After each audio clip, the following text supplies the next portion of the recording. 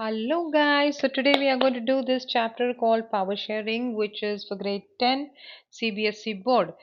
एकदम easy chapter है बिल्कुल absolutely you guys do not have to worry for this chapter. This chapter is something which you can sit in for about half an hour 45 minutes and finish this chapter. Basically, after the chapter finishes, we will realize that this chapter primarily can be divided only in five parts. Very typical kind of questions are seen in this chapter when you go attempt for the board questions, and I mean no complications in this chapter. Let us see what we are going to learn in this chapter. We are going to learn in this chapter about, I mean, of course, introduction is there. We will see the case study of Belgium. We will also see how it handled diversification or diversity in communities. We will see another case study of Sri Lanka. We will see how they handled their diversity, and we will see why power sharing is desirable. There is one more topic, forms of power sharing, which is a part of the PPT, but yes, it is in the flow. Now, let us see how to go ahead. Now, let us see what is power sharing. क्या है power sharing? Power sharing मतलब it refers to the distribution of power among different organs and levels of government, ensuring that no single entity monopolizes authority. Different levels of government. In government, there are government at the central level, state level, or rural level. Power sharing is at every level, and that is how any democracy will sustain healthy properly. Okay, now power sharing is the core of any democracy. You should understand that that is a fundamental of any democracy.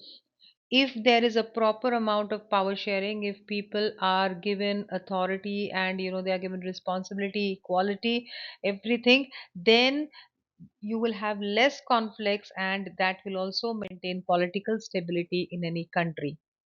As I said, primarily in this chapter, we are going to see two case studies. One of them, as I said, is Belgium, a very beautiful country. At the same time, it's a very, very small country, almost in area, we can say it's as good as the state of Haryana in India. And it has a population of about 1 crore, which is again up half 50% of population of Haryana. So you can understand how what is the size of the country, and how this country is so tiny.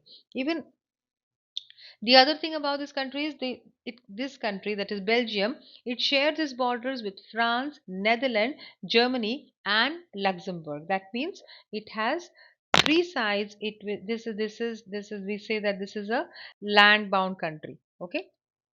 Now, there is a even when this country was small, there were certain complications in the ethnic composition of Belgium.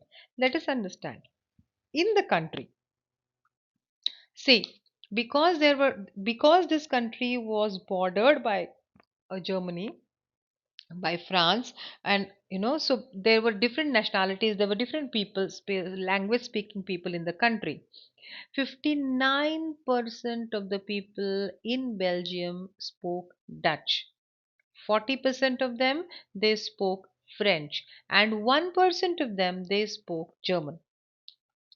But however, this was not the case in the capital. In the capital, it was exactly opposite of what it was in the country.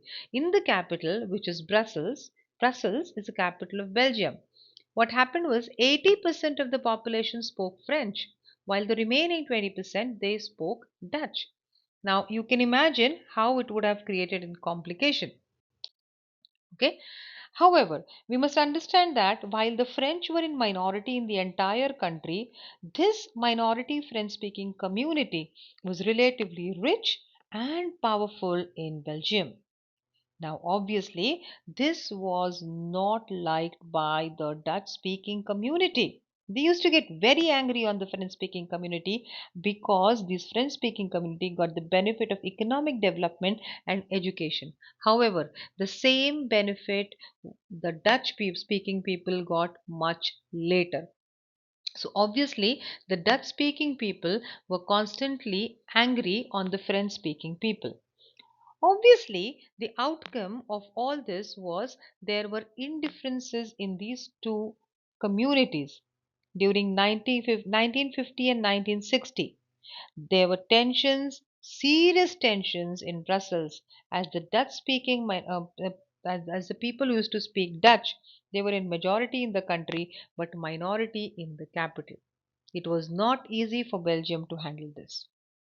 However, as a country, every government is committed to handle the challenges that they face. So let us first understand what are the challenges that they face. Number one, economic and educational disparity led to tensions between Dutch and French speaking communities between 1950s and 1960s. Obviously, the second challenge that they face, this tension were more serious in the capital, which is Brussels, where the Dutch speaking people were in majority but they were in minority in the capital. They had to, the leaders, there was some realization and they came up with some kind of accommodation that they could do with these differences.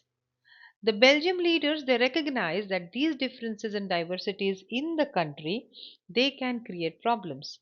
Thus, they amended the constitution of Belgium four times between 1970 and 1993. Now, there were some arrangements that were created which were absolutely very innovative and different from other countries in the world. Let us see how they handled it. Some elements, we cannot see the entire constitution how it was amended, but there were certain things which will obviously let us understand how Belgium handled this diversity problem. The first thing, the constitution recommended that the number of Dutch and the French speaking ministers shall be equal in the central government. Some special laws were required to support the majority of members and each linguistic group. Now, no single community can make decisions unilaterally. Nobody can be biased. I hope you guys are understanding. Now, the second thing that they decided was the state government. The state government is an autonomous body. They are not subordinates. That means they are not inferior to the central government. Many powers of the central government have been given to the state government of the regions of French speaking community and the Dutch speaking community of the country. Now, Brussels, which was the capital, it had a separate government in which both the Dutch and the French speaking community had equal representation. The French speaking community or the French speaking people accepted equal representation in Brussels because the Dutch speaking community has accepted equal speaking representation in the central government. So it was mutually understood. And the third kind of government that they had was the community government, which is elected by people belonging to one language, such as the Dutch community had their own government, the French and the German had their own government, no matter in which part of the country they live. Now, the government has the power regarding the cultural education and the language related matters, and not beyond that, it was restricted. Okay, so everybody was given certain responsibilities, and this made it very easy, or not easy, I must say, but this made it little comfortable for people to understand. See, look at the map of Belgium. This is how it looks. Can you see that? And understand one thing, what was the outcome? The Belgium model was very complicated. It was complicated even for the people who lived there. But obviously, because all the communities were involved in controlling or managing the country, it helped to avoid the conflicts between the majority community and the possible division of country on the linguistic basis. Otherwise, countries could have broken up, countries could have been in two parts merely because of the linguistic diversity. Now, thus, Brussels was chosen as the headquarters of European Union when it was formed. Whenever European Union was formed, Belgium was taken as Brussels was taken as the headquarters. What is Brussels? Brussels is the capital of Belgium. This was a story of Belgium. Let us see another equal type of story. This is Sri Lanka. What happened? Sri Lanka is an island nation. All of you know Sri Lanka is on the south part of India, correct? It is on the south side, to the southern side of India.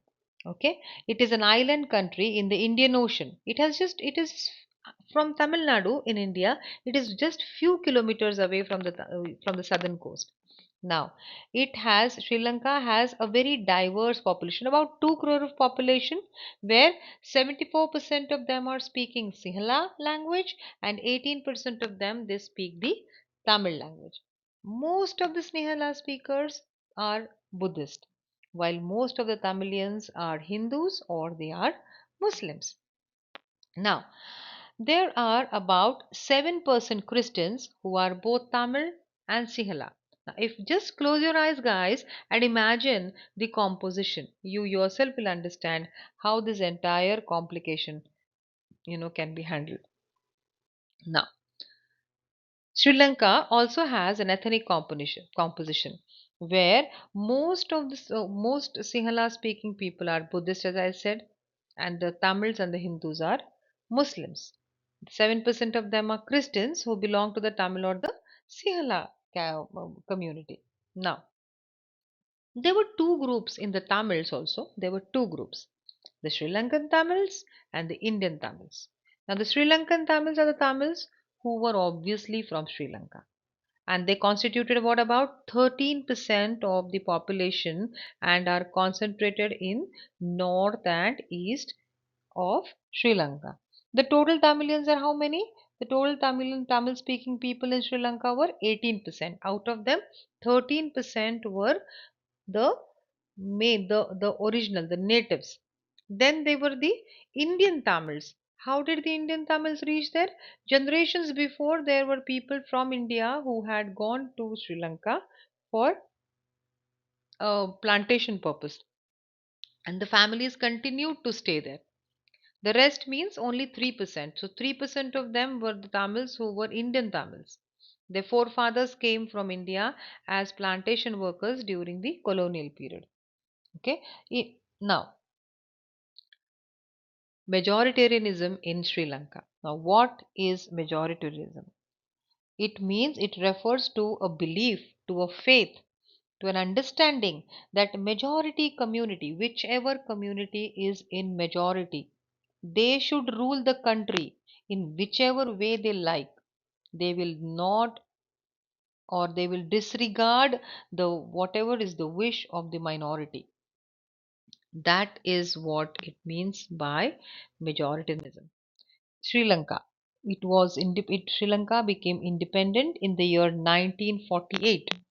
Now, after the independence, the leaders of the Sinhala community they established dominance over the government by their majority. They declared dominance by their majority. As a result, the government adopted very serious majoritarian measures to establish the Sinhala supremacy. They wanted to tell the Tamilians that we are supreme. This is the way they handled their diversity. Okay, as we go ahead of the lesson, you will see two different countries, two different pole apart on the earth having similar kind of issues and see how they handled.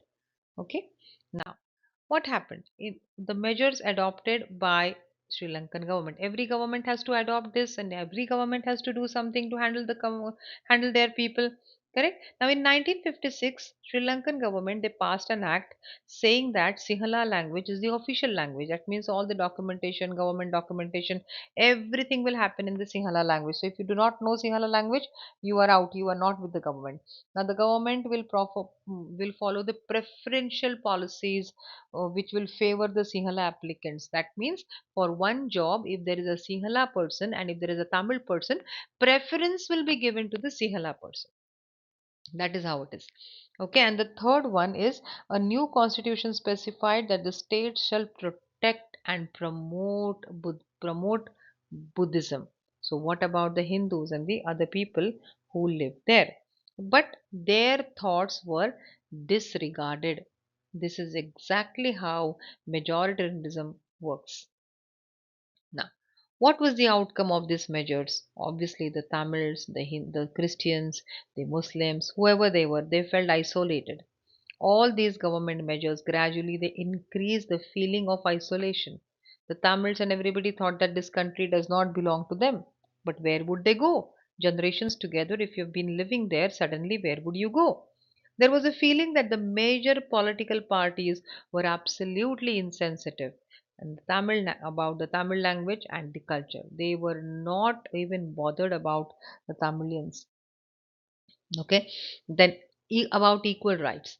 The constitution and the government policies denied equal right to Tamilians and discriminated against them in getting jobs and other opportunities. So they denied jobs. The Tamilians were denied jobs and were ignored. Their interest, whatever their interest was ignored. What else can you expect to happen? This resulted in a civil war. What do you mean by civil war? Civil war means it's a violent conflict between opposing groups of one country that becomes so intense that it appears like a war. That is the meaning of civil war. Okay. What are the struggles? Obviously, when these things happen, every country goes through struggles. What are the struggles Sri Lanka faced? The Sri Lankan Tamils launch a parties and struggles for recognition to recognize their language, to recognize their culture. They demanded regional autonomy and equality of opportunity because they were denied anything in the government. They wanted it, so they demanded it. In 1980, several political organizations were formed and they demanded that you give us a separate Tamil Ilam. What is a Tamil Ilam? It is a Tamil state in the north and the eastern part of Sri Lanka because that's where most of the Tamilians lived. Now, the conflict between two communities soon turned into civil war, as we know, and the result of many people were killed during that civil war. What else can be expected? What is the conclusion from both the cases? Belgium and Sri Lanka. Both of them, as I said, are two different geographical parts of the world. Both of them had many very similar problems. However, Belgium handled their diversity in a completely different fashion, and Sri Lanka handled their diversity in a completely different fashion. Where Belgium acted in the form to unify all the communities, Sri Lanka used majoritarianism to handle their diversity. This did not work in their favor. They refused to share any kind of power with anybody. Desirability of power sharing. Why do you need to share power? There are two sets of reason which will reflect that the need of power sharing is desirable. One of them is prudential reason. Prudential reason means what is the meaning of the word prudential? It is based on prudence or it is based on a careful calculation of all kind of gains and losses. These kind of decisions, that is prudential decisions, are usually contrasted with decisions based purely on moral consideration. Only in or not only on moral, but it is calculations are done before any such decisions. You calculate what is the outcome of such a decision. Then, so prudential reason. What do you mean by that? Prudential reason will emphasize that power sharing will bring out better outcomes. Power sharing is good because it helps to reduce the possibility of conflict between two social groups. It is a good way to ensure the stability of political order. Now, since social conflicts may mostly lead to violence and political instability, it is better to maintain power sharing. We must understand that the tyranny of majoritarianism or tyranny of majority, tyranny means what? We can say it's a cruel rule. The cruel rule of majority is highly oppressive. It is not only oppressive for the minority community, but sometimes it will also create problems for majority class itself. The other reason why power sharing is desirable is the moral reason. Moral reason will always emphasize that the act of power sharing is valuable. Power sharing is good for democracy. It is the very spirit of democracy on the basis of which countries are happy. A democratic rule involves sharing power with those affected by its applicants and also to live with its effect. People have right in democracy to ask on how they are to be governed. So, thus, a legitimate government is one where citizens become a part of the system through participation. You must understand that this is where democracy is beautiful and this is where it plays an important role in the life of many. There are different forms of power sharing. In democracy, people are the source of all political powers. People rule themselves through institutions of self government. We all know how the political system, how the election system works. Correct? In a good democratic country, in any good democratic nation, due importance is given to diverse groups that exist in the society. Everyone has a role in shaping up all public policies. So, in a democracy, political power should be distributed among as many citizens as possible. In the modern democracies, power sharing arrangements can take many forms. However, some of the most common forms we are going to see here. There are four common forms here. One is the horizontal distribution. What do you mean by horizontal distribution? That power is shared among different organs of the government, such as the legislature, the executive, and the judiciary. Now, this arrangement is called horizontal distribution of power because it allows different organs of the government placed at the same level to exercise different powers, same level. Okay, now like CFO, COO, CEO, everybody they are at the same level, but they are functioning differently. They're taking different responsibilities to run an organization in the similar fashion. Such a separation of power will ensure that none of the organs can exercise unlimited power and each organ checks the other. Like, for example, imagine a company where you have the COO, the CFO, the CEO, the CIO. Can one person take decision? They all have to collectively take a decision. That is nothing but horizontal distribution of power. The result is in balance of power among various institutions. This arrangement is also called as a system of checks and balances. Now, for example, the judges are appointed by the executive, but they can check the functioning of the executives or laws made by the legislature. This is the beauty of this method of power sharing. The next power sharing is called the vertical power sharing or the vertical division of power, which is also called the federal or federal division power. Power can be shared amongst government at different levels. That is, we can talk about the general government for the entire country, then the provincial government, then the regional government, like that. Now, such a general government for the entire country is usually called as a federal government. Now, in India, it is referred to as a central or a union government. The government at the provincial or regional level are called by different names in different countries. Like in India, um, we call them in the rural this thing we have the different kind of names given to those governments. Correct. Now there are many countries where there are no provincial or state government. However, in countries like India, there are different levels of government, and the constitution clearly lays down the power of different levels of government. This arrangement is called federal division of power.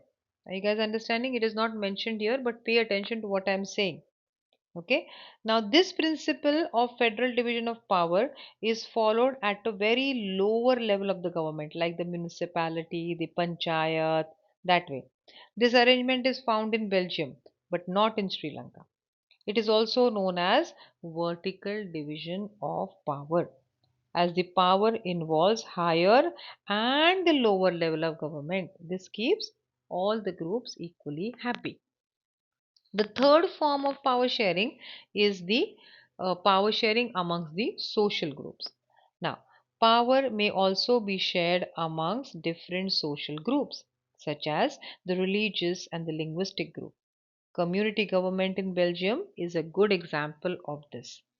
In some countries, there are constitutional and legal arrangement by which socially weak sections like the women, they represent in the legislature administration, and this method is obviously gives a lot of strength to the minority community, and there is a fair share of power that they get.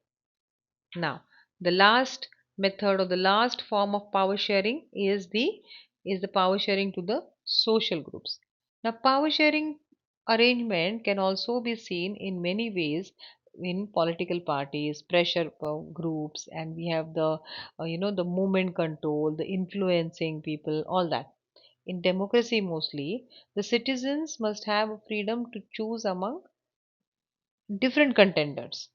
That is what happens in India. You see, so many people are, they are contesting for the elections. Now competitors will stand for elections of different political parties. In modern democracy, this often takes the form of competition among different parties. You see, have you ever encountered what is the state of the country when we have elections? Everybody is, talking, and there's a buzz around about it. Correct. Now, such competitions ensure that power does not remain in one hand, and that is why who won, who lost, that is the story. In the long run, power is shared among different political parties that represent different ideologies and social groups. Sometimes this kind of arrangement can be direct when two or more parties form an alliance to contest elections. Now, in their alliance is elected, they form a it is called a coalition government. Coalition government means more than one parties are involved in the government to run the government. Today's government of India is also a coalition government. That means different parties are sharing the power.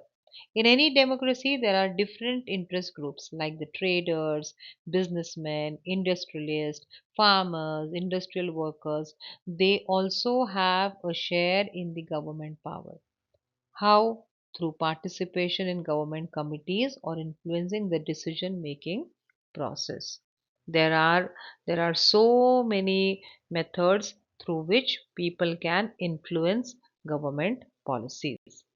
Correct? I hope you guys have understood this lesson. This is the end of the lesson.